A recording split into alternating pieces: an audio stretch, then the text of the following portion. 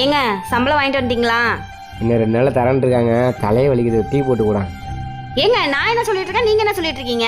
வீட்டு வாடகை கட்டணுங்க, current bill நாளைக்கு தான் லாஸ்ட் தேதி, பிள்ளைங்களுக்கு ஸ்கூல் ஃபீஸ் கட்டணும், வீட்டுல மல்லிகை ஜாமான் எதுவுமே இல்ல, பால் பாக்கி கட்டணும். என்ன நினைச்சிட்டு இருக்கீங்க? எப்படியாவது இன்னும் 2 நாள்ல வாங்கிட்டு வந்து கொடுத்துட்றேன். குடிக்கிறது கொஞ்சம் தண்ணியாவது கூட.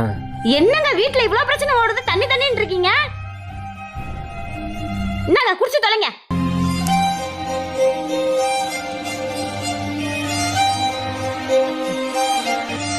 இருந்தா இந்தா சம்பளம் வாங்கிட்டு வந்துட்டேன். சரிங்க. ஒரு நிமிஷம். நான் சின்ன வயசாக இருக்கும்போது எங்கள் அப்பா வேலைன்னு ஓடிட்டே இருப்பார். ஏம்பான்னு நான் கேட்பேன்.